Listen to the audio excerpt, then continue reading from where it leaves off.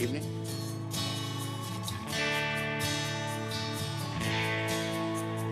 Okay, let's roll.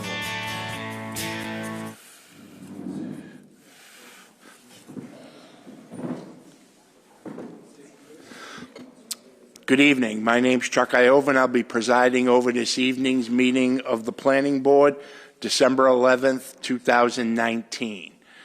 We have a couple of items to take care of first. The first will be for those in attendance under the provision of the open meeting law. Attendees are informed that this meeting is being recorded by MATV. I have not been notified that any other video or audio recording of this meeting will occur. The next thing we'll do is we'll take a roll, and we'll start with Tawadage. Give me a second to queue up the computer. Tawadage Gabrasillase, Planning Board. Patrick Fitzgerald, Planning Board. Diane Shuha, Planning Board. Ken Antonucci, Planning Board. Chuck Iovan, Planning Board. Michelle Romero, City Planner. Eric McCush, Planning Board. Pat Hayes, Planning Board. Eric Henry, Planning Board. Henry Susi, Planning Board. Charlie Ferguson, Planning Board. Okay, thank you very much. First off, I would like to remind everyone to make sure you talk into the microphone. If you're at the podium, when you come up to the podium and introduce yourself, name and address, residential address for the record. If you step away from the podium and then come back to it, if you could just identify yourself, that would be great. That way everyone will be picked up for the recording MATV is doing. Planning board members, please make sure you speak into the microphone. First thing I would like to mention is there were originally 3 hearings scheduled for tonight's meeting. 98 Laurel Street, 368 Pleasant Street, and 100 Maplewood Street. Unfortunately, 368 Pleasant Street and 100 Maplewood Street did not meet the statutory notice requirements, so they are being postponed and will be rescheduled on our January 8th meeting with the Planning Board. Notification to abutters will occur at that time. So anyone here tonight who's interested in 368 Pleasant Street or 100 Maplewood Street, we will not be hearing those. They will be rescheduled to January 8th.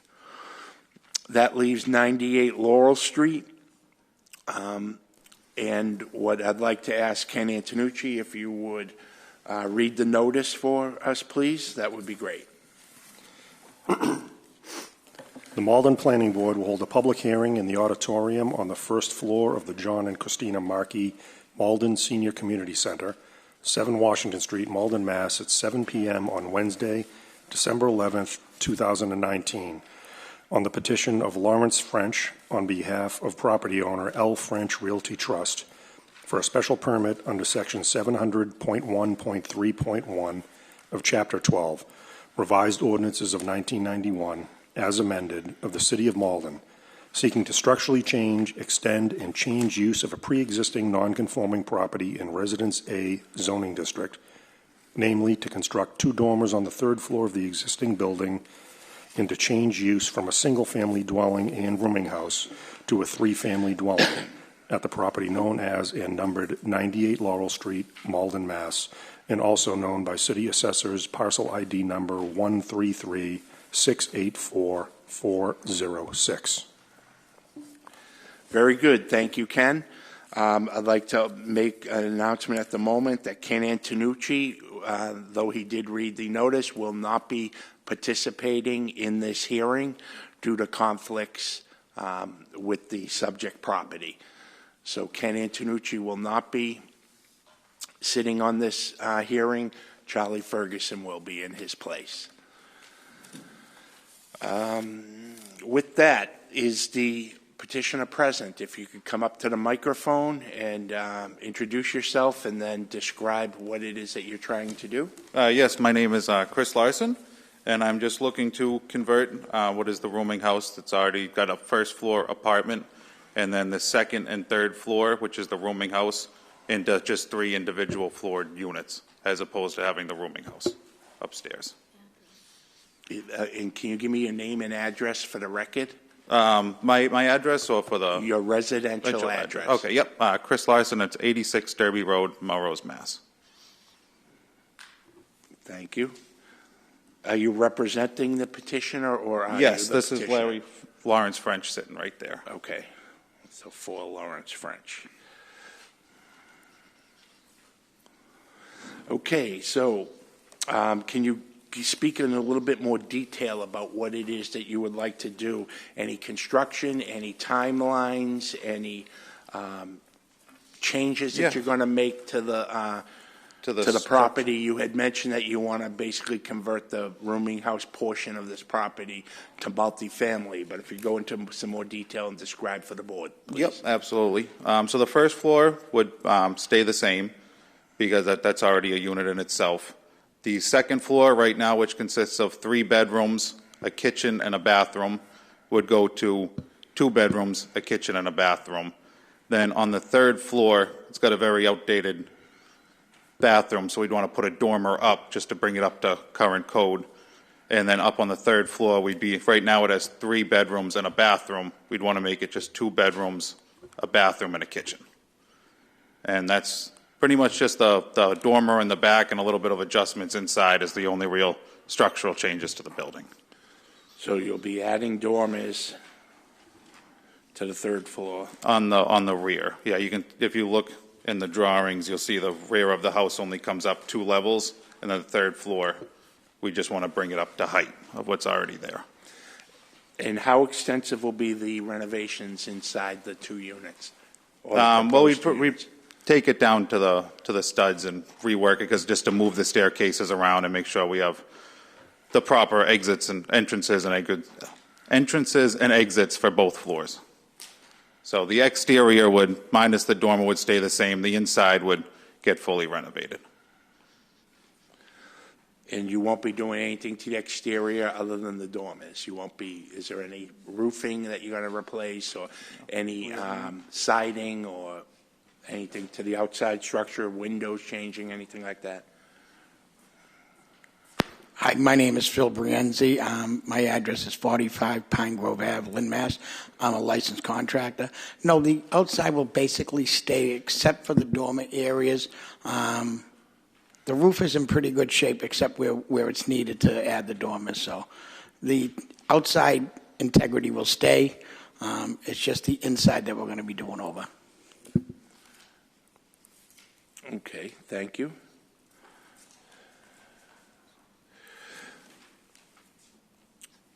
What is prompting you to do this renovation? Well, I will be taking the property over. I've been managing it for Lawrence for quite a while now, and he used to live next door, and now he does not, so I've been managing the rooming house. But now that I'm having a kid, and me and my wife would like to move in over there, so we want to move into the first floor, so we'd like to renovate upstairs to no longer just have 6 people at will, to have more tenants that we could, have above us. So are you living there? You're not living there? I'm not You're living there in yet. Melrose, okay.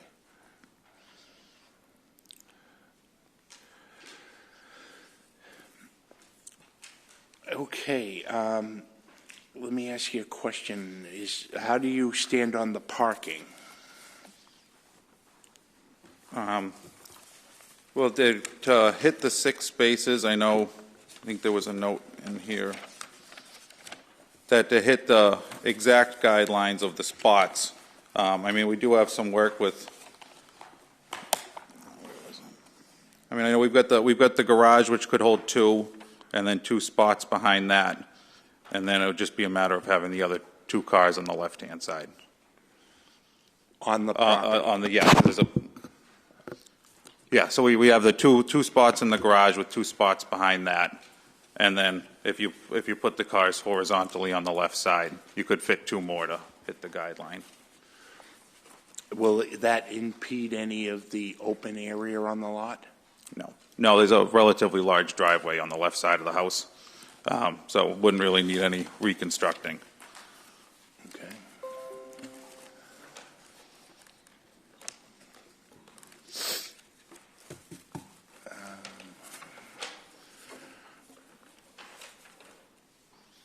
Are you aware of the requirements for a three-family dwelling for lot area? Only from what I've gotten from down the city. Okay, that Yeah. it should be 18,750 square feet, and you're showing 6,844. Yes. Okay.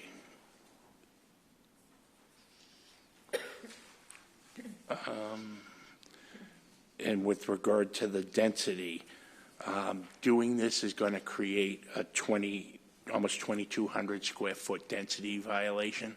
Okay. Okay, can you speak to that? What it is that about this that's going to offset these two egregious variances? No. I really have no idea what that means.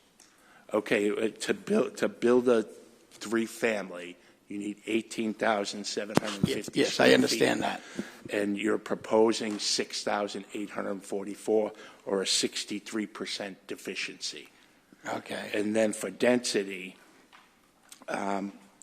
it's 2,156 square feet short of the density. So what you're trying to do with the property, it's 24% deficient. Right. Okay, I understand that, but the reason being is Larry French is no longer there, so we don't really need the rooming house, and it's tough to manage a rooming house. So we are trying to, make it a little easier for Chris and them. I mean, I know we're non-conforming.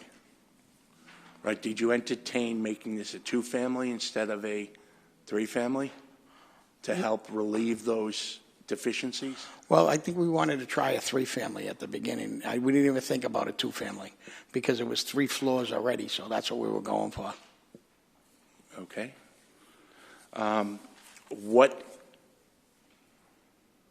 What do you see as the timeline for the renovations? When would you get started? How long do you think it would take? Well, I would say it would take about, anywhere from 6 to 9 months. Would there be any need for any particular, I know it's a congested area, but for any particular high, heavy-duty equipment or anything like that that would be coming in and out of the neighborhood? No. No.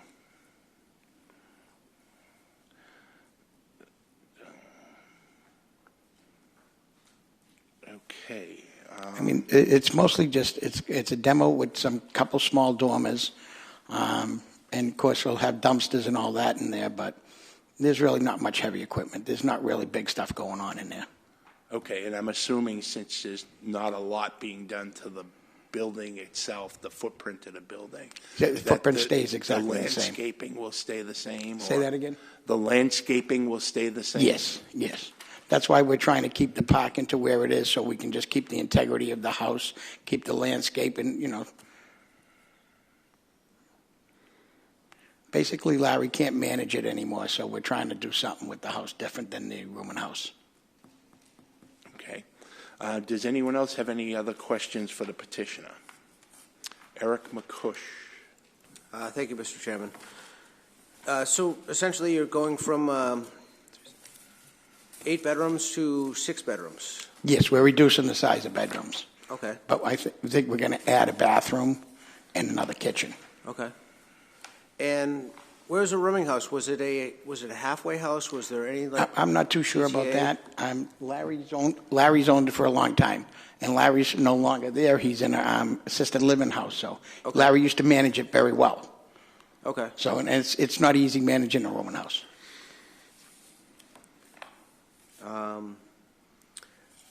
And the garage, is it used for storage or is it wide open, like easy to pull cars I'm in not there? too sure what's inside the garage, but it will be used for parking.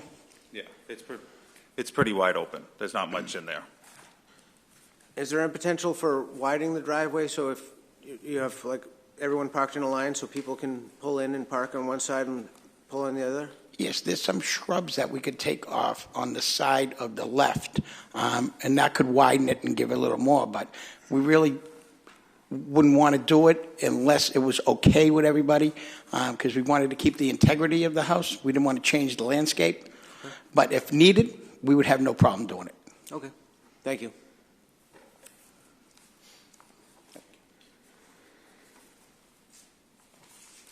So the plan right now is to have 2 cars in the garage, then tandem 2 cars right in front of the garage. Yep. So not behind it, it would be in front of those. So those cars in the garage would need, if 2 cars were parked in the tandem spots, they would need to have someone move one or move a car, right? Yes, as of right now, you could have, I mean, if the first floor and the second floor each got a spot in the garage, then they'd get their second spot directly behind, outside of the garage, but directly behind the doors. And then, as he asked, there is room to, if we had to, move the shrubs out of the way and park 2 cars on the left-hand side. And there might be room without having to take the shrubs out to be able to park 2 cars on the left where they'd be able to drive a car out without any problems. Okay, thank you for clarifying that. Charlie Ferguson, please. Yeah, I just had a question on, I guess I'm not really familiar with the term rooming house. Is it just basically like tenant at will is how it's been used historically? Is that basically what? Yeah, it's a week-by-week situation. Okay. They pay by the week. And so it's, you get tenants that, whatever reason, they're a tenant at will. They don't, there's no real, that's. Yeah. So, and there's 6 bedrooms just for the rooming house currently? Yes. And are they typically filled up, and do those residents typically have vehicles? It depends on tenant by tenant. Sometimes we'll end up with a house full of vehicles, and sometimes we'll end up with none. So is it typical that, like, historically there's been 8 cars parking in and around the house or in the driveway, and and also is it resident parking? I don't think that there's resident parking in Malden anyway, but there are spots on the street just essentially, yeah, relative they park on the street. The driveway was held open for the first floor tenant in the back, and then left open as an emergency lane in case ambulances or anything else had to come in. through the driveway perhaps, but Yep. But you did represent that there's enough room to have like a couple of spots in the driveway as is, but potentially those shrubs could be taken out for more room for parking. Yes. And there would be, going forward, there would probably be a max of 6 cars because there's that amount of bedrooms. Yes, exactly. We'd be going from 8 down to 6. Thanks. Okay, is there anyone else that has any questions for the petitioner? Henry Soucy. Yeah, can I ask just, rooming houses are typically, for people who struggle for affordable housing. There's going to be a shift here in the economics of the property, and I guess certain people will be displaced. Can you speak to that? I mean, you're going to go from 6 residents who are living in relative affordability, and with this change, you're going to, I assume, be adjusting to market rent? Yes. Yep, no, absolutely. And I've had tenants in the past. Well, he's had tenants in the past. We had one recently that had left, and I helped him get a spot over in Revere through their housing authority.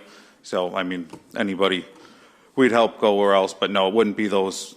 The guys that are there now wouldn't be there anymore, if that's what you're asking. Mm-hmm. Yep. Michelle, we have the, rooming houses are kind of a precious stock, in overall housing for the city. Is this something within our auspice to be able to just eliminate, substitute? Well, there are only 4 licensed rooming houses in the city. Rooming houses require a license from the city council. This is one of the 4 legal licensed rooming houses. There are a lot of illegal rooming houses in the city. It's an issue in the city, the ones that are operating illegally. This happens to be, as I said, licensed, legal. They have a license as recent as 2019. I'm not sure how long they've had the license. I was unable to work with the city clerk's office. Everything's in archives, but I think they've had the license for a long time.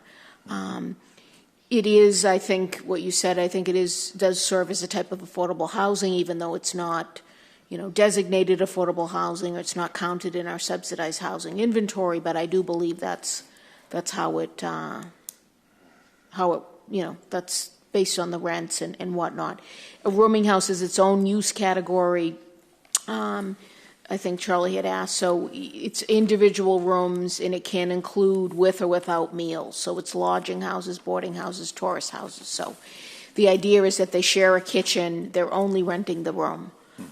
So it's not a type of multifamily house, it's specific, it's its own use category. They are only allowed in certain districts.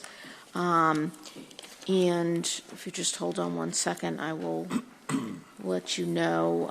They actually are only allowed by special permit in Residence C. So this is one, that's located in Residence A. It's grandfathered in. I believe most of the others are also in Residence A. So they all predate this particular ordinance. So we agreed to this change. What is the disposition of the license? It's just, now we have 3? Right, that's correct.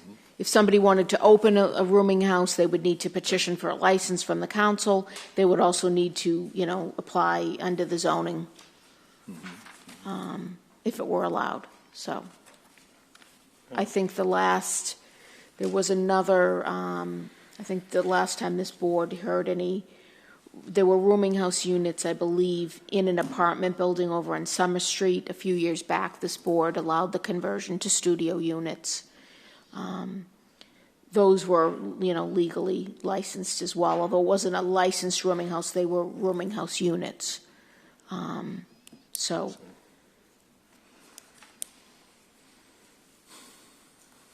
it's certainly, this petition's properly before you. It's a conversion of a pre-existing non-conforming residential use to another non-conforming residential use. So it is properly before you under the zoning.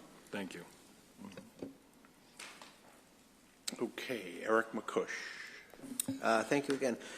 Just looking at the specs on the third floor, had you considered just making the third floor a single, just a one-bedroom unit? Or we have 2 bedrooms. I know you'd want to have a living room sort of thing, but have you ever considered that as an option? Yeah, that would. And Bildo. No, we figured we were just going to go for 2 bedrooms, but if that would help, we could always do just 1 bedroom. We're, Phil Brienzi, Pine Grove Ave, Lynn, Mass. 1 bedroom would be fine. It's just a lot of work doing a rooming house. And he's going to be a new dad. He just doesn't have time. Larry French is not there anymore, so there's a lot of work trying to get the right tenants in to watch it. So we just figured it would be easier for him just to convert it into a 3-family. Okay. Thank you. Okay, any other questions? Michelle, do you have any questions? Oh, Eric Henry. Yes, thank you, Mr. Chair. Could you speak to the occupancy of the rooming house? Was it percentage-wise 80% full on the? It would always vary quite a bit because they are tenants at will. They wouldn't be required to give any notice to leave. So sometimes you get guys that would be there for a month. Sometimes you'd get guys that would stay there for a year, 2 years. But it really came in depending on what their situation was and for why they were looking for the residency. It was always in motion. You never knew when you'd have somebody or when you wouldn't. So at an equilibrium, we would say maybe 3 out of 5 or 4? I would say, for the most part, 6 rooms were always full, but you'd go through times where you might only have 4 or 5 tenants for a short period, and then, it's up and downs just because it was depending on how quickly people would be in and out. Thank you. And one more question. How long has it been in operation as a rooming house?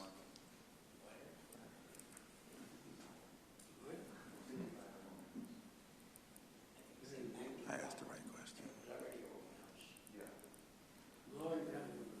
It is. I'm trying to nail him down. Yeah. I definitely want to ask you to come to the mic, but I heard you. Okay. Thank you. Thank you. Could you answer into the mic, though? I didn't hear what the answer was. How long has it been a rooming house?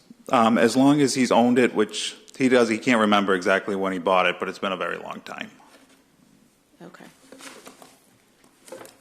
I just had a couple. 1950. Maybe 1950, Okay. he said. Yeah, I'm sure I could find that out. I didn't realize it was since as long as he's owned it. I just had a couple questions. So is the trust, it's owned by the Lawrence French Trust, are they still going to own it, or is it going to be a transfer, or? No, he's gonna own it, and then one day I will own it, to put it that way. Okay. Okay, so right now it's not up for sale, or it's not proposed to be sold or transferred? No, it won't be sold. At one point, it will go from him to myself. Okay. Okay, thank you. Thank you.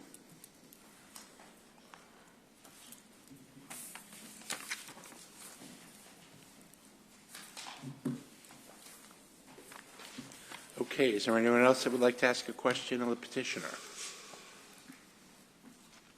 No? Is there anything else you'd like to add, sir? No, I appreciate it. Thank you. Thank you very much. At this moment, I'd like to entertain anyone that would like to speak in favor of this petition. Anyone to speak in favor? I remind you, if you come up, please sign the register there and then clearly say your name and address for the record. Anyone in favor? Michelle, do you have anything to read in favor? No. Seeing no one in favor, declare that part of the hearing closed. Is there anyone that would like to come up and speak in opposition to this petition? Anyone to speak in opposition?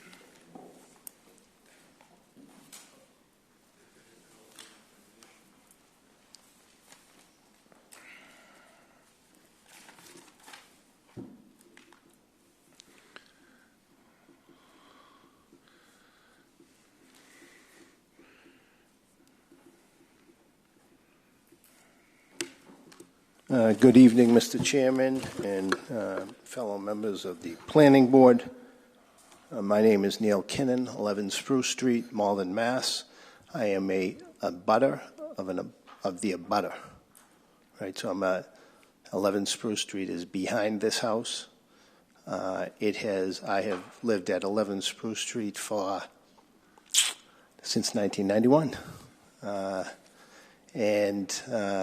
I live in a single-family house. I abut a person who's I have been a neighbor of Larry French until just recently, for almost 30 years.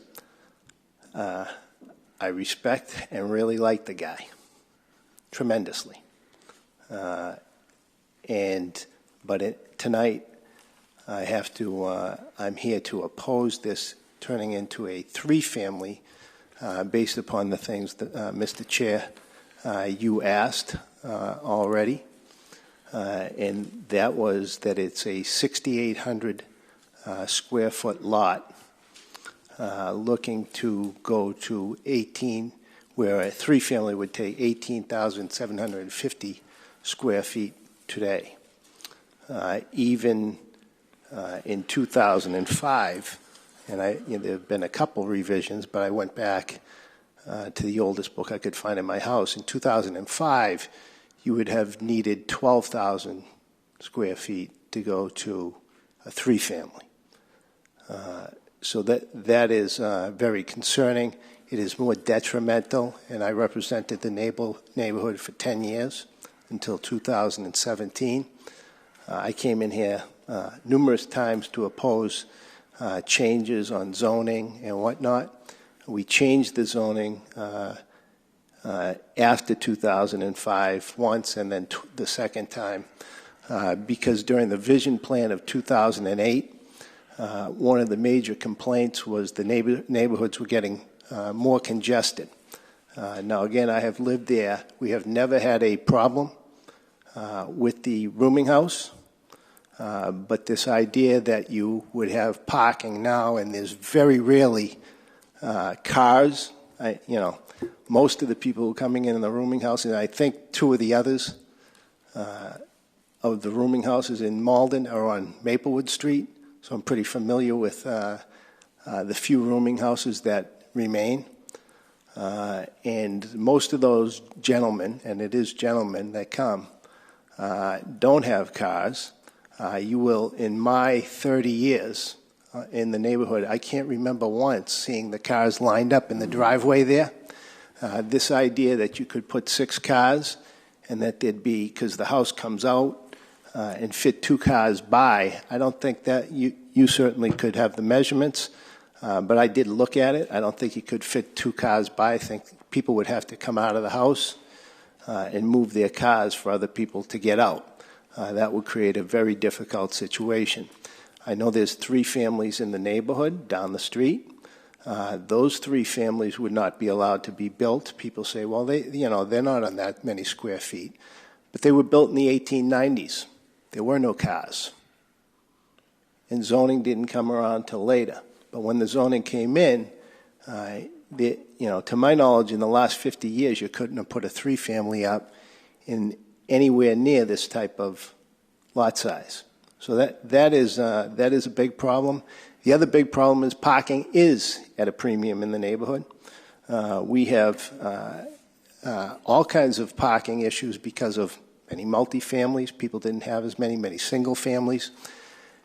And we have a situation in this city where there are, and I've gotten the database from the city assessor's office, there are 1,942, to be exact, at least in the last database, of single-family and 2-family homes that have 6,800 square feet or more. And a lot of them now are non-owner-occupied homes. And those houses, those non-owner-occupied homes and owner-occupied would be looking at this and saying, why not me?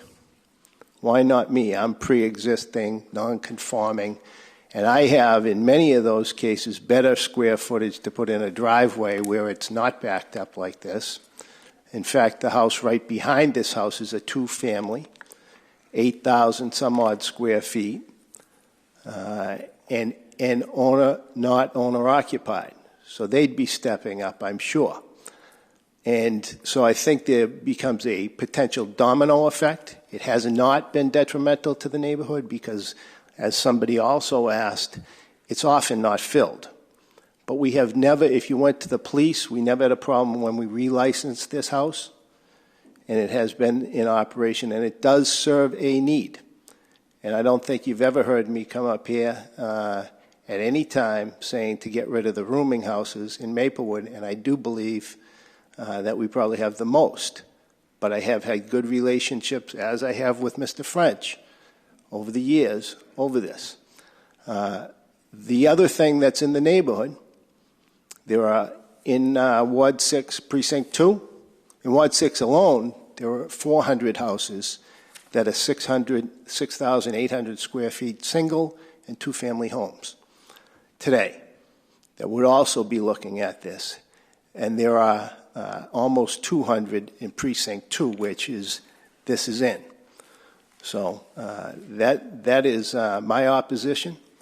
I have a number of single-family homes now that have turned to absentee landlords. I never thought that would happen. It is happening. And they are trying to maximize their profits as all business people would. So I would ask you to try to keep the integrity of the neighborhood because it's getting more and more difficult to do this. In the 2017 moratorium study and survey that was put out, one of the questions was about house conversions from 1 to 2 family, not 2 to 3, but 1 to 2 family house conversions. Only 23% of the people in Malden who took that survey, which was over 2,000 people, mostly homeowners, mostly voters, said no, they didn't want those type of conversions to happen. Congestion, traffic, and density of a neighborhood. And it goes along the whole city. Only one ward has more households that are in the situation that I just explained, where they're 1 and 2 families with over 6,800 square feet, and that's Ward 3. They have 23% of the houses and about 440 houses. So this is the type of thing, specifically reason why we changed the ordinances to require more space and hopefully not have this type of thing happen. I thank you for your time and appreciate it. Can I ask one question, Mr. Chair? Yes. Did you get correspondence from any councilors? We received 2 that we will read in. Okay, they just weren't in favor, so Okay. We'll proceed after everyone has an opportunity to speak. We'll read the letters that we received, and then if Michelle has any general correspondence to read. Thank you very much. Thank you, sir. Excuse me, Eric Henry. Yeah, oh, if you, I tried to get you before you walked away. I'm sorry. Thank you. To your understanding, what is exclusionary zoning? What is exclusionary zoning? Yep. Well, I'm not sure I know the technical answer to that. I'm not asking for it. I'm just asking for your understanding. My understanding is that when you limit the space in a plot of land or a zone or an area to a certain lot size or something like that, it limits, excludes those larger lot sizes, if you will. So, for example, in Malden, we've gone, since I've been a member of this board, we've gone from, I think, 6,000 square foot lots to up to 7,500. 7,500 for a single family, yes. For a single family. And so in that 1,500 range, we've excluded a lot of people by zoning. Yes, absolutely. And I would add this, that our zoning is much less exclusionary than any other community around us. And here's how I can tell you that, is that the density in this city is equal to what it is in Boston. The only communities that have more density than the city of Malden today are Chelsea, Somerville, Cambridge, Boston, and we are equal. We are equal with Boston now, and it's questionable whether or not we're equal or more than Everett. We're right near the top in terms of density, and that was one of the reasons we did this. Was we looked at other communities and we say, do we want that type of density? And we said, we'd like to maintain the integrity of the neighborhoods, if at all possible, and we would like to, if there was going to be additional density, and that has come, it would be in the downtown area. If we could exclude, well, there's no debate that the argument is headed for the neighborhoods. There's the winds of change have said that, and I know that even within the city of Malden, there are mechanisms that could afford themselves the zoning, the appeals board, and stuff like that. But exclusionary zoning is still a concern of people out there as well. Okay. Oh, I have no doubt. But as I also stated, if you went back 20 years, and certainly Ms. Romero could tell you, if you went back 20 years, you'd find out that this would never have been agreed to as a three-family 20 years ago, nor even 30 years ago. We didn't have 6,800 square foot three families coming in 30 years ago. So we increased the lot size, but yet we're still in the top 5 of density. Oh, yes, we are. Didn't seem to work. Oh, well, all you have to do is go outside to understand why it didn't work. So, all right. Thank you, sir. Thank you. Thank you. Eric, my understanding is that exclusionary zoning is different than what you described. expanding square footage requirements isn't necessarily what it is. It's imposing zoning classifications that is designed to prevent mix of the neighborhood or from that aspect of it. It's not the fact that exclusionary zoning isn't typically, Michelle, correct me if I'm wrong, it isn't typically because we've increased the lot size requirements over the years. It's more if we went to a specific lot or area or area of the city and define the land use for that to exclude people from going in. A lot of it has to do with ethnic makeup and excluding people from middle class and upper class areas. That's where I've seen the exclusionary zoning applied in the context from which that definition was made, not because the city has decided to expand their lot sizes. And a lot of that is designed for new building requirements, for new building that they need these bigger requirements, or if in this situation when you're looking at formerly pre-existing non-conforming lots that they want to change it significantly from the pre-existing non-conforming use and want to change that's when some of these other zoning requirements come into effect.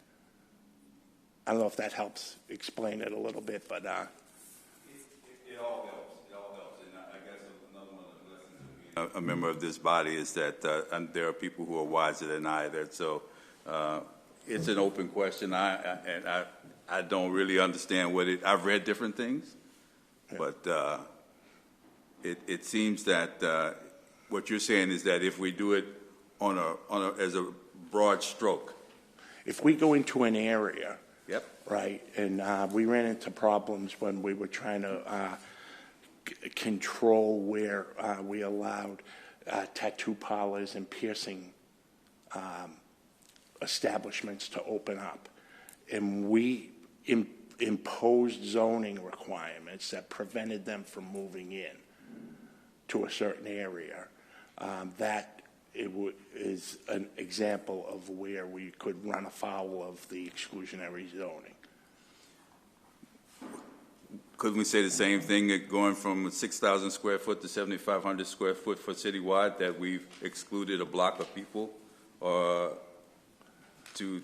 participate in that market? I wouldn't say that, but because most of the people aren't proposing new lots or changes to their existing lots that I think would warrant that. But certainly, if Michelle has any comments or thoughts, that would be fine. But I was just trying to give you the way I have heard exclusionary zoning used before. It's not that the expansion of the zoning requirements isn't how I've heard it in the past. Thanks for the knowledge. I'm just looking up exclusionary zoning, and it's talking about use of zoning to exclude certain types of land use from a given community. Their standard exclusionary zoning ordinance is a standard in almost all communities. When it was first introduced in early 1900s, it was typically to prevent racial and ethnic minorities from moving into middle and upper class neighborhoods. Municipalities use zoning to limit the supply of available housing units, such as prohibiting multifamily residential dwellings or setting minimum lot size requirements. These ordinances raise costs, making it less likely that low-income groups will move in. Development fees for variances, building permits, certificates of occupancy, special permits. New housing raises prices levels inaccessible to lower-income people. Exclusionary zoning is done to safeguard the individual property value, reducing traffic, exclude unalike groups. I'm reading from Wikipedia, so, take it for what it's worth. According to this, it reinforces these ordinances.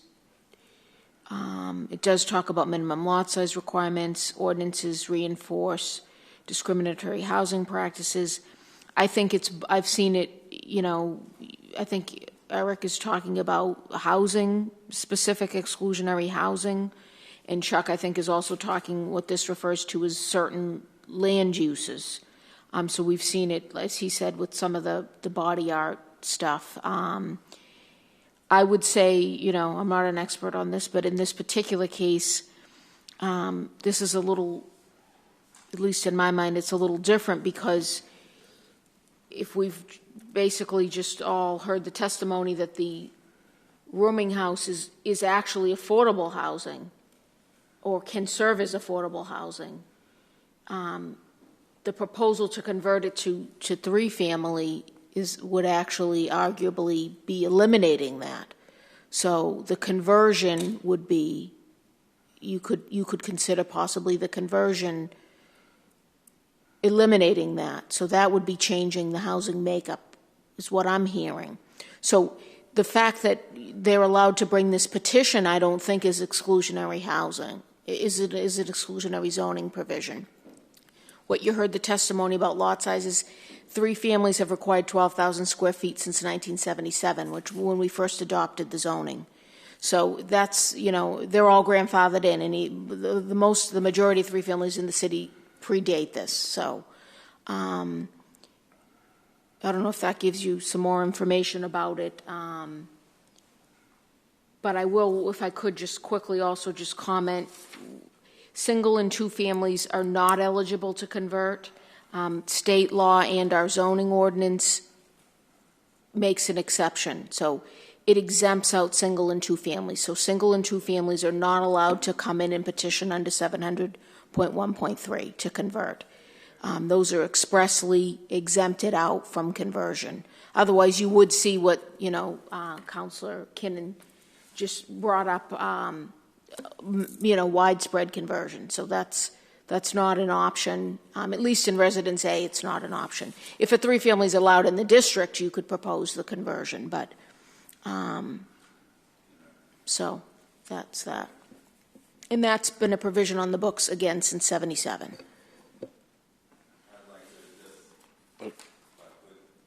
Eric, yes. Yep. Say thank you, because that's what I read in Wikipedia as well.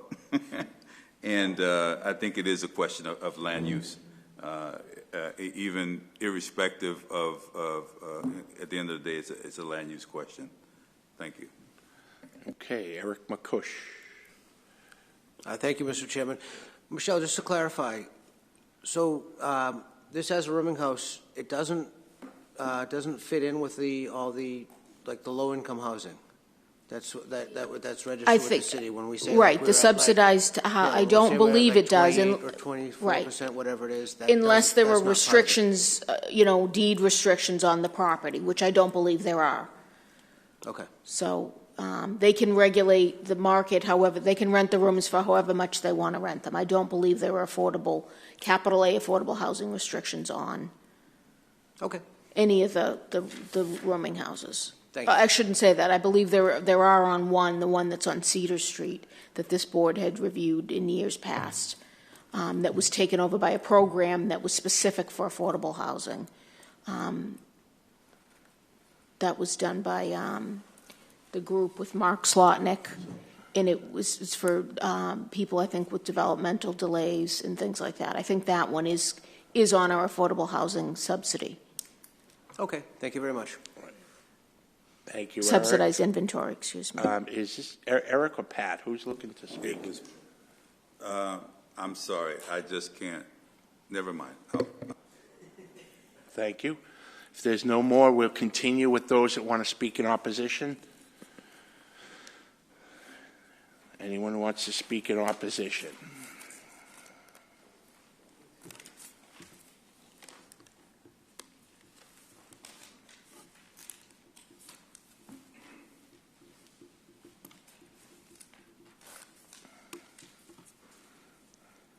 Good evening, Mr. Chairman and members of the Planning Board. Thank you for the opportunity to address the body tonight. My name is Alex Dan. I'm a resident at 84 Laurel Street in Malden, directly abutting the property as a subject of the discussion tonight. I live at the property as part of my contractual obligations. I'm the superintendent director at Mystic Valley Regional Charter School, which also abuts the property in close proximity to the property. I've been a resident in Malden for 9 years prior to my current contract as the superintendent director. I was a homeowner in Ward 3 for about 7 years, and so Malden is my home and my family's home as well. Currently live at 84 Laurel Street with my wife and 3 children. Moved in over the summer. I'm also here to oppose the proposal being entertained tonight for really 2 reasons, one personal and one professional. So personally, as a resident, I can attest to the streets being quite congested regularly in the evening hours. Parking is a concern. I would echo Councillor Kinnon's sentiments and suggest that and affirm really that there are a limited number of cars currently that use the driveway at the property in question. I think that would change if and when a variance was granted. So I think that not only would there be a question about sufficient space in the driveway area, but the overflow into Laurel Street and the surrounding neighborhood would be potentially problematic for a street, Laurel Street, that already really has a scarcity of parking spots in the evening hours anyway, in particular. Above and beyond that, just would like to speak to the space of the lot in my current residence.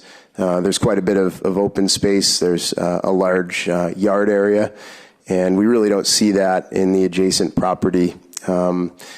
Space at that property in that lot is very tight. Professionally, in representing Mystic Valley Regional Charter School, and this I think is comes with the territory with any neighborhood school.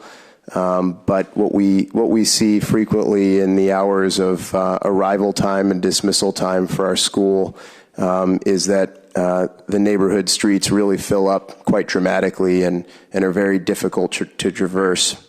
So for half hour, 45 minutes in the morning, and then again at the end of the day, it's a tricky area to drive through and even to walk through. And again, this is not atypical for schools, but I think if we replaced the current property as it's currently zoned and converted to a 3-family, we would see potentially that traffic situation even further exacerbated, which I know has been a topic of concern for residents above and beyond this discussion. So I thank you for the opportunity to speak tonight, and wish you all a Merry Christmas, Happy Holidays. Thank you. Thank you very much. Is there anyone else that would like to speak in opposition to this petition?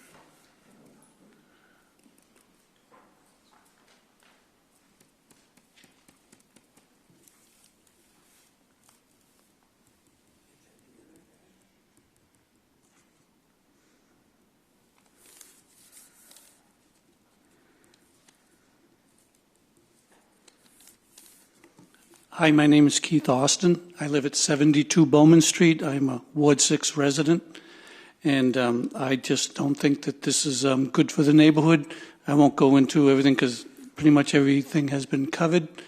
We had a 3-family home I live on the corner of Bowman and Woodland, and Woodland Street is a private way, and we had a 3-family that burned to the ground about 9 years ago, and they only had, I believe, about 6,000 square feet. And what was finally decided, thankfully for us, was they went with a 6-bedroom duplex, 3 bedrooms on each side.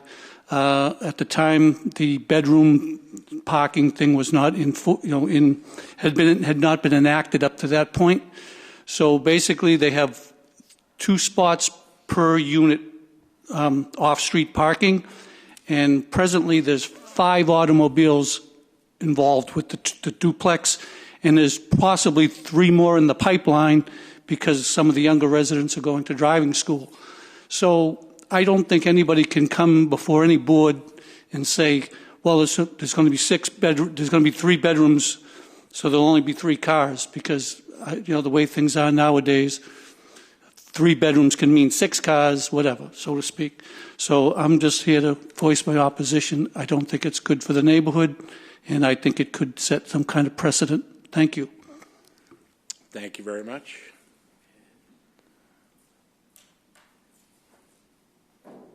Is there anyone else that would like to speak in opposition?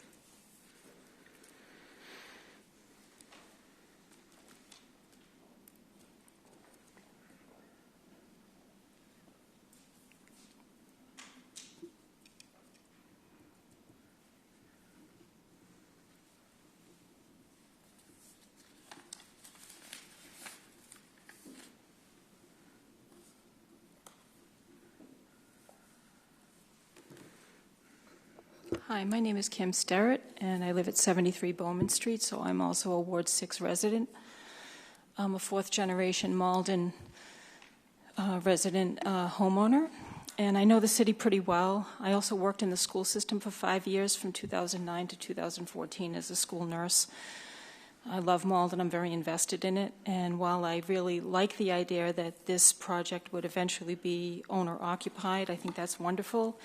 I am extremely concerned with the issues that have been brought up before by the others in opposition, which would be congestion, traffic, just the general overcrowding, and mainly setting a precedent for others to be able to do this as well.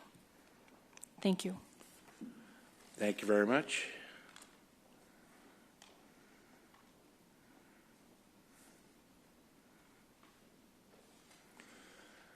Anyone else that would like to speak in opposition?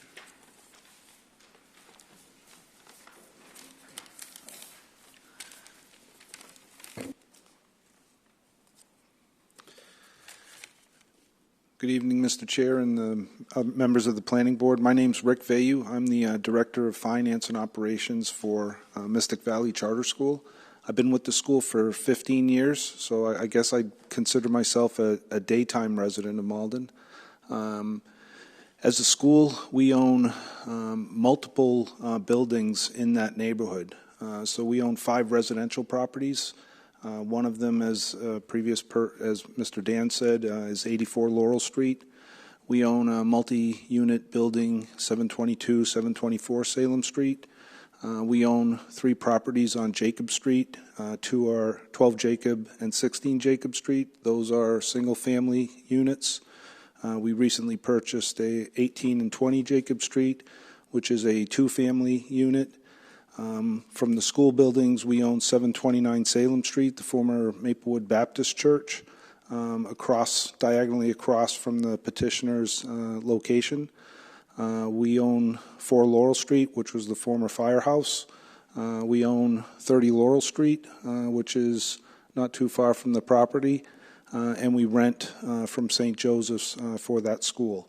So in that neighborhood, we're probably a major part of the neighborhood, good and bad. As Mr. Dan described, certainly parking for a half hour a day and in the morning and the evening is a challenge.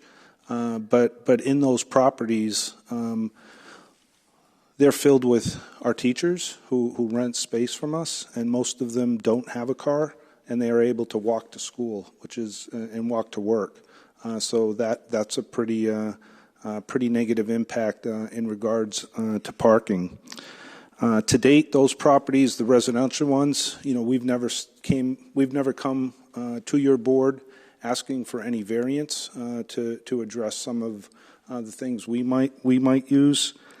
I think for me, as I read the petition and looked into some of the possibilities, I look across the street from the petitioner, and the one building that we own, the former Maplewood Baptist Church, it would be like us coming in and asking to make that a 12-unit home and a 12-unit residential property.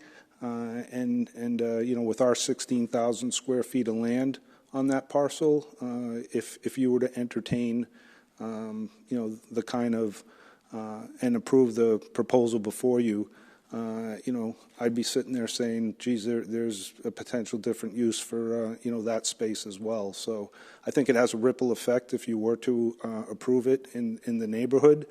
And certainly I heard several times from the petitioner the challenge of managing a board house. Certainly as an entity, a business, a school, a member of the community, we would entertain the discussions of purchasing that property from you to help alleviate that burden. Thank you. Excuse me, sir, did you mention your address? My address is 23 Shore Drive, Salem, New Hampshire. Thank you. Okay, hold on one second.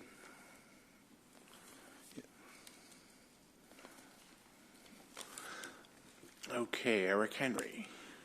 Yes, Mr. Veo, that's a pretty impressive portfolio Mr. Valley has out there. I was wondering, that would probably put you in the top 5 of property owners in the neighborhood?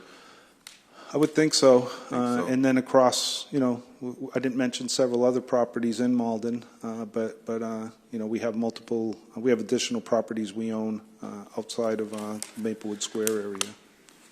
How many tenants would you say you have? 7 currently. Spread over how many properties? 5. How many cars do they have? 4, but during the day, they're all in designated parking spots that are part of the properties. Thank you. One more question. If you were to be fortunate to acquire this property, would you maintain it as under the current use? Yes, with some possible, interior renovations, never seeing the inside of the property, but certainly it would meet the current kind of use that we're looking for for your staff? For expanding, opportunities and properties around our school campus. Thank you.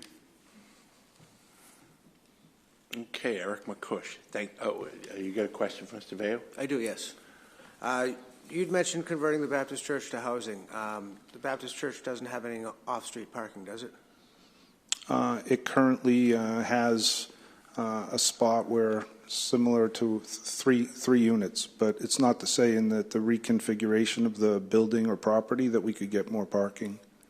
But currently, how many Currently, cars? there's we can put 3 cars there's an adjacent driveway in the back of the church that we could put car. During the day that's possible because teachers are pretty much committed to being in the space that they are, but certainly in a residential scenario, similar to what I think the challenge would be at the property that's petitioning, getting 6 cars in a driveway and having people play musical cars would be a challenge. Okay, thank you. That's it. Thank you, sir. Thank you. Is there anyone else that would like to speak in opposition of this petition? Anyone else to speak in opposition? Michelle, do you have anything to read in opposition? Yes, I have an email dated December 11, 2019. It reads, I am unable to attend tonight's hearing due to an unavoidable conflict. Please read the following letter into the record. Thank you. Dear members of the Planning Board, I write in regard to the application before you for 98 Laurel Street. Unfortunately, I must express my opposition. I never take the city's responsibility to regulate private property lightly, so I have weighed the possible consequences of granting, not granting this application carefully. Granting the special permit for a multifamily results in a situation where this use is on approximately 1/3 the lot size that is currently called for. While it is true that the current rooming house use may also contain more residents than a single-family home would, that use is currently subject to licensing. This creates some accountability, as this license must be renewed annual to continue to be valid. This license has been renewed many times, as the current use's occupants have proven to be good neighbors. It also appears to be the case that the parking issues have not been bad at all. Upon conversion to a multifamily, however, there would be several detrimental effects. First and foremost, granting would cement the usage, remove the need for annual licensing, and therefore deprive the neighbors of any mechanism of feedback and accountability. Secondly, when looking at the current rooming house usage versus the multifamily homes in our city, it appears that the impact on parking has been much less from the rooming house usage. Third, given such a tremendous difference in lot size requirements, the neighbors and I fear that this creates a precedent for other properties nearby with larger lot sizes can make an argument, well, why can they be a multifamily but we cannot? I do want to express that in my conversations with the abutters, the folks living there now are good neighbors. By no means are there objections or criticism of members of our neighborhood. But as I've laid out, the regulatory impact of this decision would be detrimental in the long term to the area. Thank you for taking the time to consider these points in your decision. Best regards, Councilor David Kamel, Malton City Council, Ward 6. I also have a letter dated December 11, 2019. It reads, Dear members of the Malton Planning Board, it is with much regret to inform you that I will not be able to attend tonight's meeting due to prior work obligations that have me located outside the state. Since being elected councilor at large, the one common issue that has plagued me is zoning. Zoning can be a positive influence on development by setting expectations for the quality of design and the fit of new development within neighborhoods. The petition before you tonight is very important to the future of Malden.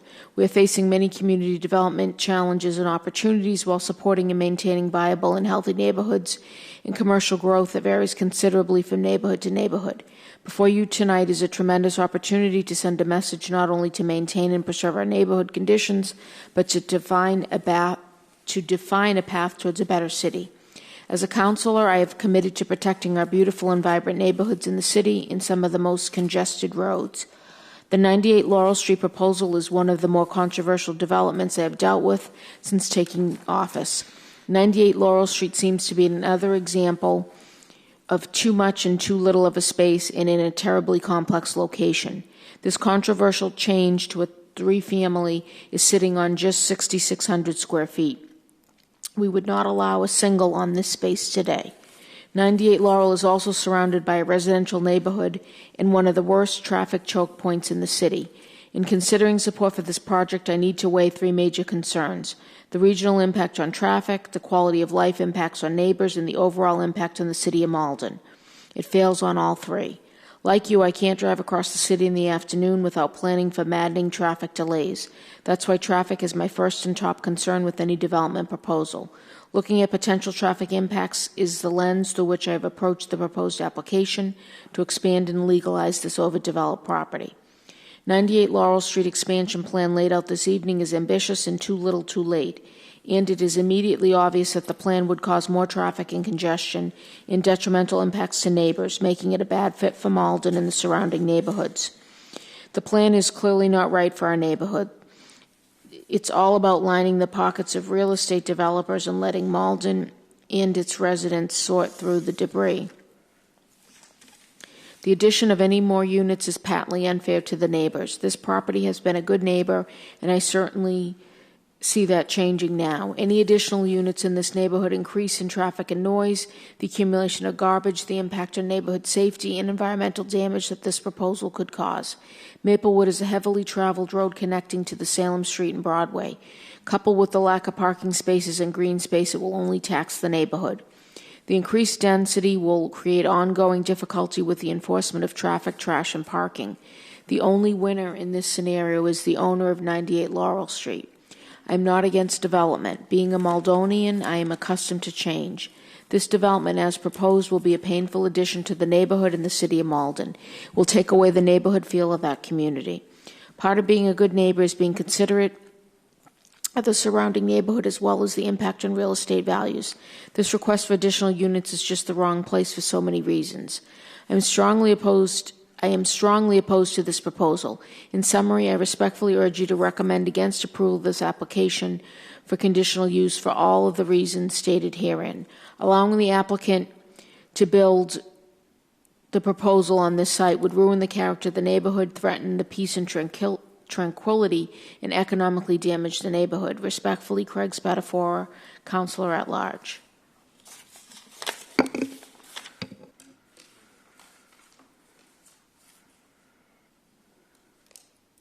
Thank you, Michelle. Nothing else to read. No. Is there anyone else that would like to speak in opposition? Seeing and hearing none, declare that part of the hearing closed. Michelle, do you have anything general to read? No. Okay, thank you. Could you take us through the staff report then, please?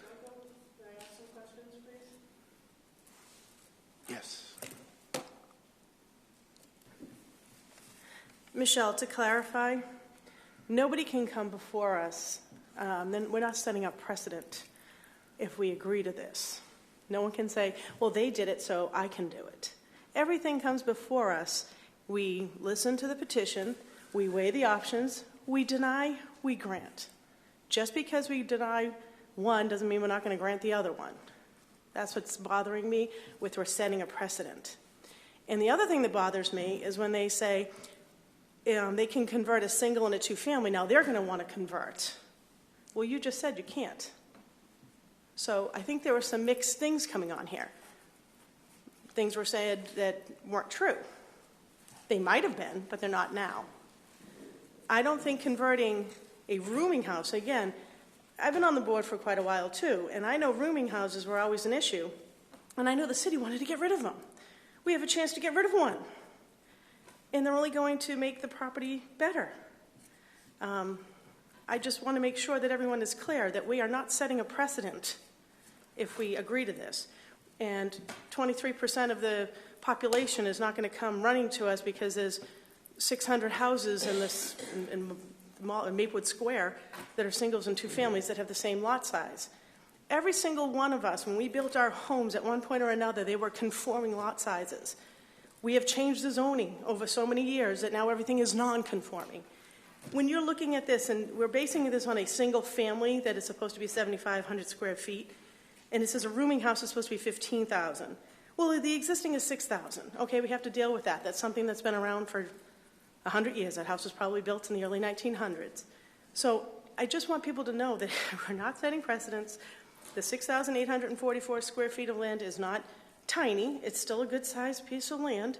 Yeah, I know that parking is a little tricky, but we've always had that issue.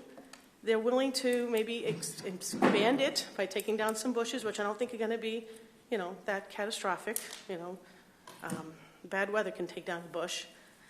So I just want people to understand that it's not as detrimental as people are making it out to be.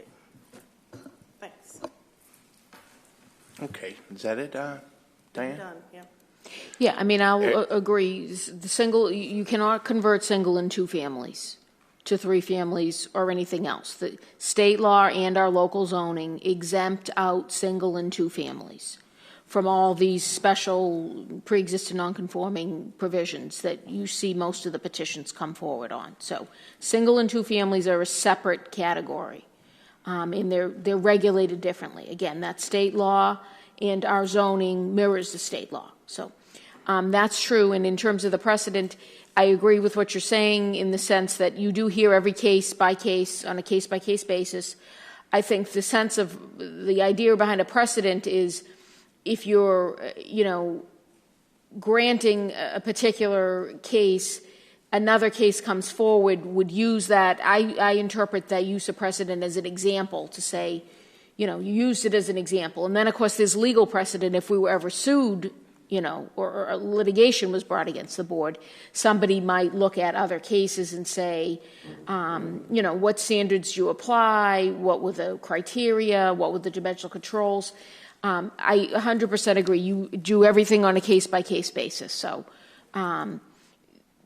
anybody that has this situation, a single with a rooming house can petition to apply to convert it to another. Any pre-existing non-conforming use other than singles and twos in any district can petition to comply. So the zoning allows that. So it's not, the application isn't a precedent. It's allowed under the zoning. So that's what I'm saying. Okay, Eric Henry, you had a question. Yes, just a question and a statement. I probably would have, I think I heard you say that the winner here, the only winner was the petitioner. And I think he's been given a win-win hand in that before him you have on the one hand, a conversion proposal, and also you have an offer being extended by Mystic Valley. And I was curious if you were aware of that offer for Mystic Valley. Been offered many times, and what you consistently. They also bought Laurel Street off Larry French too. Yeah. One next door. Okay.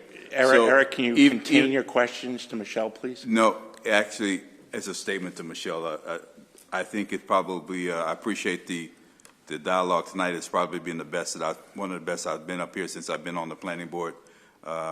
Given light of everything, I'll have to recuse myself. I think I should recuse myself. Oh, okay. So you're going to recuse yourself from voting? Correct. Okay. Correct. The letter, just to be clear, I was reading a letter from Council Spadafora. So that statement about being a winner, that was testimony from City Council Spadafora, just to be clear. Clarify. Okay. So at 8:17, Eric Henry has recused himself.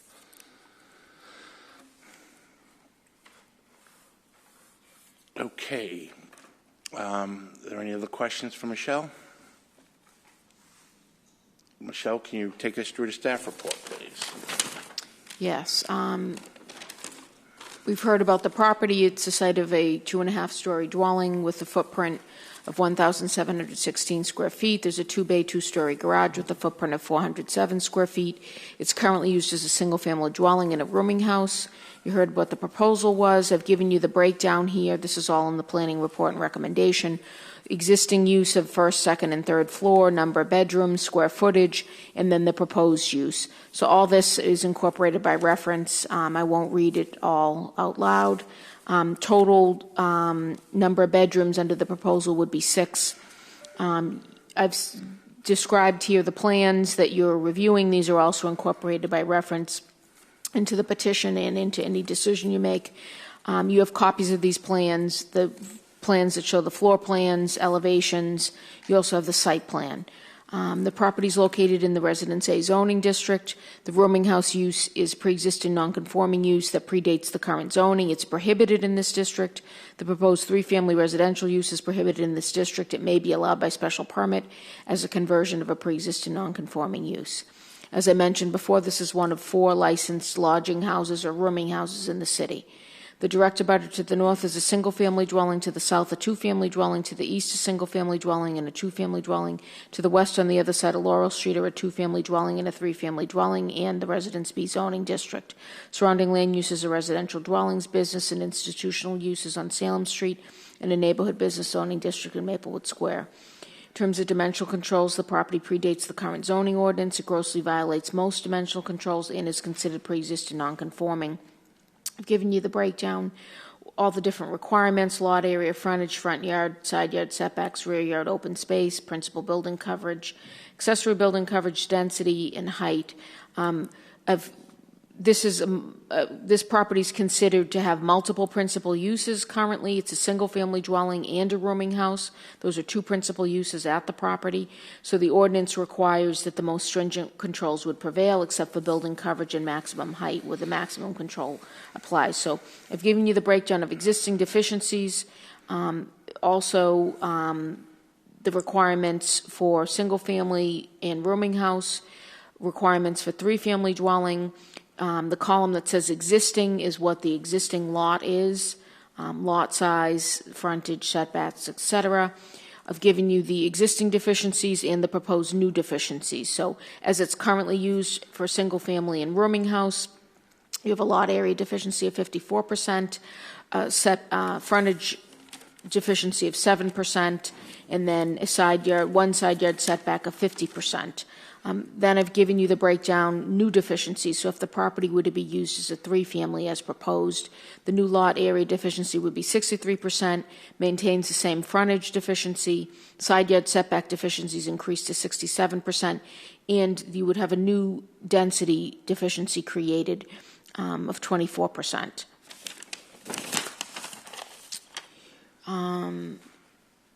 So the proposal does increase existing violations of lot area, one side yard setback, and creates a new violation of density. Maintains the existing frontage nonconformity. Parking requirements, the existing single family requires 2 spaces under applicable zoning. The rooming house use requires 6 spaces. So it's 1 space per rentable room. The proposal requires 6 spaces, so 1 per bedroom. So the proposal eliminates the existing parking violation as to number of spaces under the ordinance. As depicted on the site plan, as we heard, and as we heard described, there appear to be this parking on site for 5 to 6 vehicles. It's a pre-existing non-conforming layout currently and as proposed, 2 spaces in the garage and 3 to 4 spaces in the existing driveway that runs along the northern side of the house. The finding you'd need to make to grant a special permit is the proposal not more detrimental to the neighborhood. Thank you, Michelle. Do people have questions? Or? Does any questions? Patrick Fitzgerald. Thank you, Mr. Chairman. Michelle, if you could just for the record, so we're all clear, what is it that there was no previous deficiency in density with the existing use? There was no previous deficiency in density because for the single family, there is no density requirement. It's just the straight lot size. If you just hold on 1 second.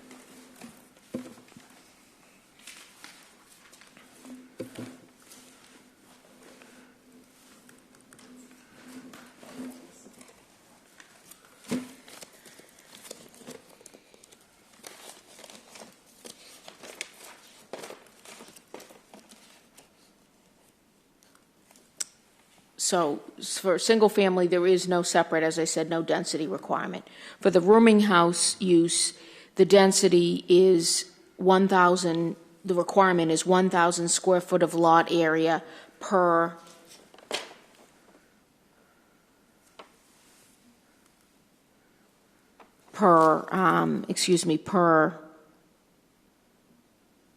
unit, sorry.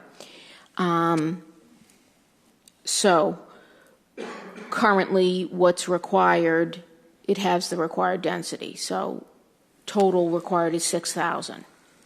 So when you say per unit, it would be per bedroom in a rooming house? I believe it is per rooming house unit, yes. So regardless. Not per rooming house, right. Right, because you have 6,000, so it's six bedrooms. 6 unit, right, 6 rooming house, 6 bedrooms, exactly. But then for the 3-family, you need 3,000 square feet per unit, 3,000 square feet of lot area. So you need 9,000 square feet of lot area for a 3-family.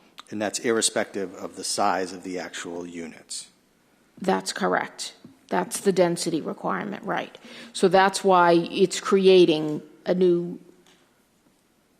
violation, because the lot is only 6,844 square feet, which complies with density for the current use, but for the proposed use, you would technically need 9,000 square feet. So that's how that's created. That new violation is created. And then even though the prior use has 8 bedrooms and the proposed use has 6? Right. It's not based on number of bedrooms. The density is based on the unit, number of units. Thank you. Mm-hmm. Okay, you all set? Anyone else have any questions for Michelle? Eric Bakush. Just more of a comment than anything else before we proposal or vote. And I know Alex Dan for a long time. I think he's a great guy. But the fact that the Mystic Valley Charter School has expressed an interest in purchasing the property gives them a biased view on limiting what they can do with their property. And that doesn't seem like a fair thing for an abutter to come up and say, like, you can't do this, but we'll buy it from you. And just my quick 2 cents on that. Okay, any other questions or comments? Michelle, you haven't read the... I didn't read the recommendation, no. I was just seeing if anybody had questions about the staff report or any of the Okay, why don't you read the information. recommendation and then we can take more comments if people have them. Okay, so provided that you can make the finding that the proposal is not more detrimental to the neighborhood, the recommendation which was prepared prior to the public hearing and is made provided that you make that required finding is that the special permit be granted subject to the following conditions. 1, all development shall be as per plans, except as modified by these conditions. 2, the maximum number of bedrooms in each unit is 2. 3, the garage may be used for parking and storage only, not for residential living space. And 4, no more than 50% of the front yard may be paved and used for parking. Maintain lawn and or landscaping of open space in rear yard, northern side yard, and front yard. Okay, thank you. Anyone else have any comments or questions for Michelle?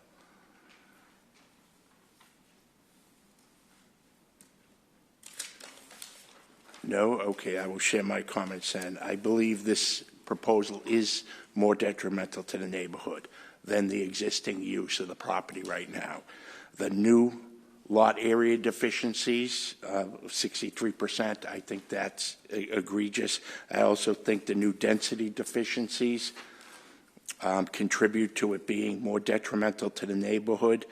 The parking concerns, I believe they're going to become more detrimental to the neighborhood that compared to what is there right now. And I also think that the general congestion in the neighborhood will be exacerbated as a three-family home as opposed to a single family in the rooming house use. For all the reasons that were cited earlier, both due to the occupancy of the rooming house, as also due to the number of vehicles associated with the rooming house. I believe this is more detrimental to the neighborhood, and I do not agree with the staff's recommendation. Does anyone else have any other comments or questions? Patrick Fitzgerald. Thank you, Mr. Chairman. The way I see it, based on what I've heard from the petitioner, I feel that they have met their burden, that this is not more detrimental to the neighborhood. The number one complaint that I'm hearing about the concern is the parking, and when you look at the parking requirements, there's actually less of a parking requirement with the new proposed use. I for one, appreciate the need for affordable housing in any community, in particular this community, but I don't think we should hamstring a property owner to maintaining a rooming house should they not choose. I feel like the lot area deficiency, it's already at 54%, less than a 10% increase, where they're not looking to change the structure other than adding dormers and proposing less bedrooms. So I don't credit the idea that there's going to be an exacerbation of the parking necessarily in that neighborhood in particular. I would point to a prior decision that we made back in October of 2018 on Albion Street, albeit there's a number of differences where that was already an existing 3-bedroom, but there were greater parking concerns in that neighborhood than there are what I believe in this neighborhood, and we approved a petition there. And I also agree that this is not going to set any particular precedent, so those are my thoughts. Thank you. Is there anyone else who has any comments? If there are no more comments or questions, is there a motion? Mr. Chairman? Yes, Eric. If we were to propose to approve this, I would recommend that we have them widen the driveway so 2 cars can fit side by side. It seems like there's sufficient lot space. Okay. Are you making a motion and including that as part of the motion, or are you just commenting that you'd like to see that as part of a motion? No, I'll make the motion. That with the 4 existing conditions plus number 5, widen the driveway to fit 2 cars side by side. Length of the driveway.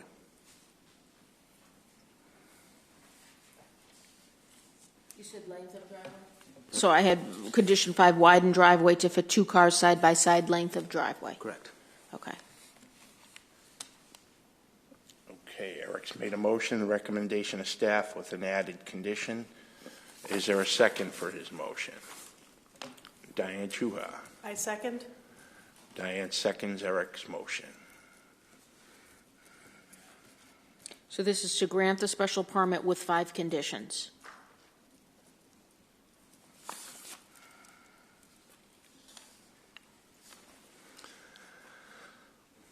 Okay, let me, Ken's not, it was be Diane. Charlie. Eric, Pat.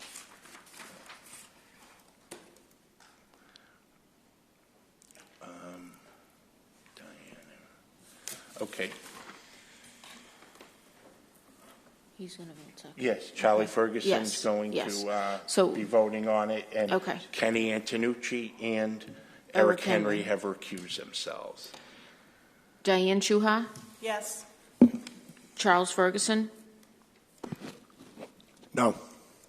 Patrick Fitzgerald, Yes. Tawadej Gebrselassie, Yes. Patrick Hayes, Yes. Eric McCush, Yes. Henry Susi, No. Chuck Iovan. No. So That's that 5. 5 to 3. So that did not pass. You need 6 affirmative votes to grant a special permit.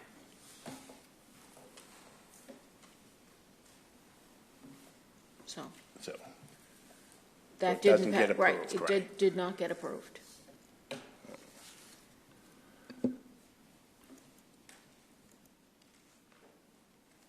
I'm not seeing anyone weigh in that they want to change a motion, or Is there another, there's no other motion? there isn't one that I see anyone coming up on the board.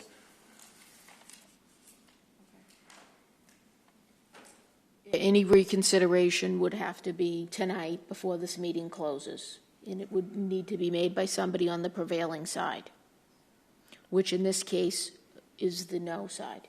Yep.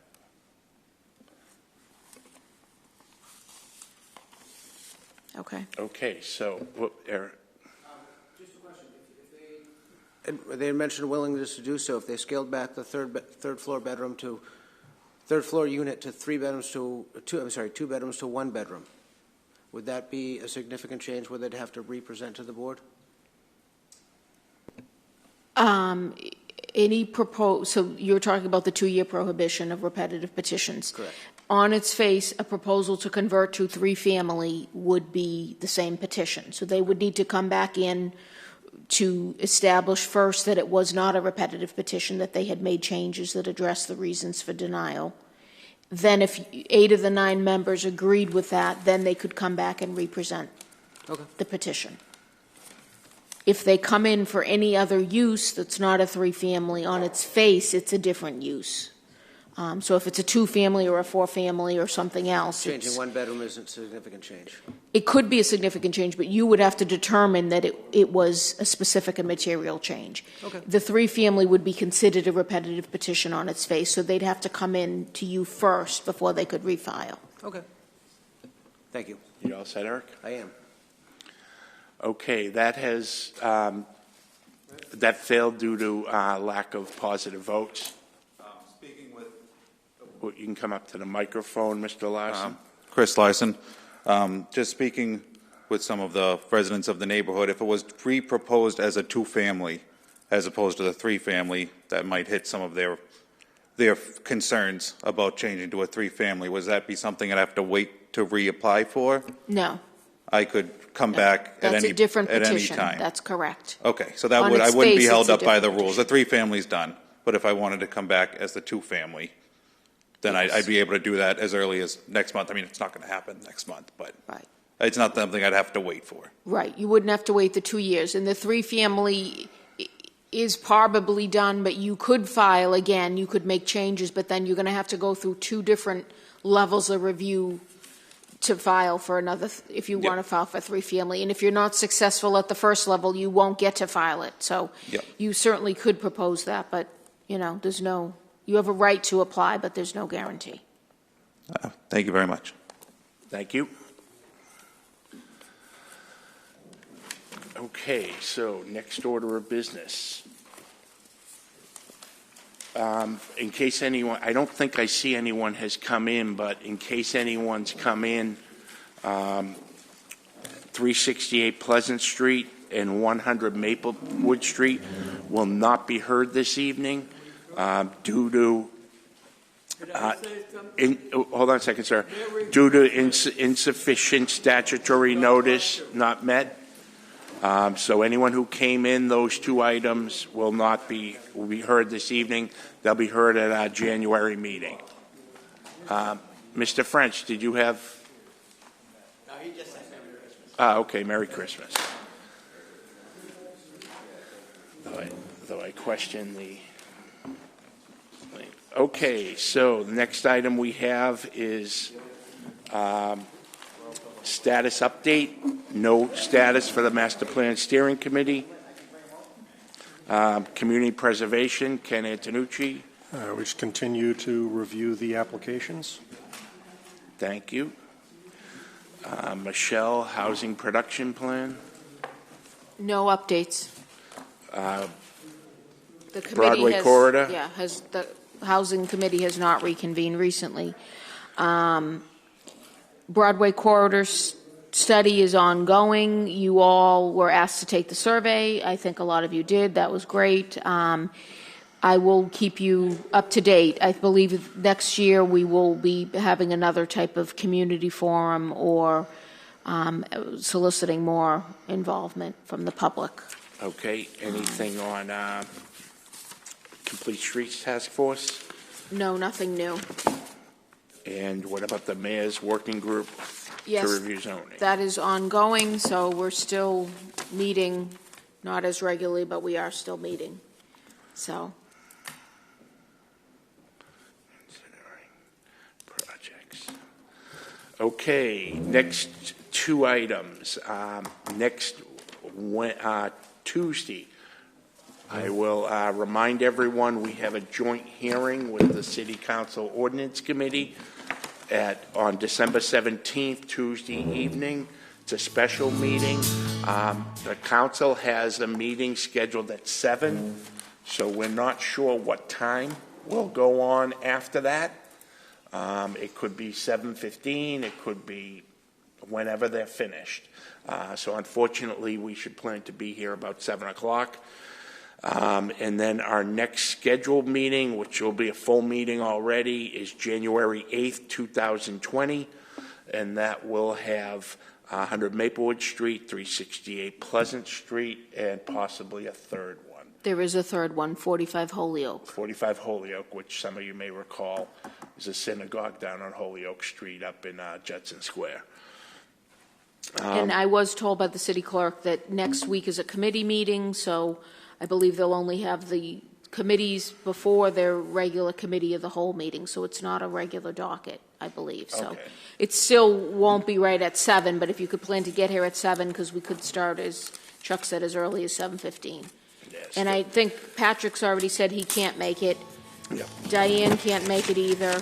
So hopefully, we need at least 6 for the quorum. So I'll presume everyone else is making it. So Those of you that are here early, we have a traffic commission meeting at 5 o'clock that you may want to come by and enjoy and that. I've sent you the prior agenda to for it. that meeting next week. I will send you copies of the papers within the next few days if anybody wants to review in advance. Yes.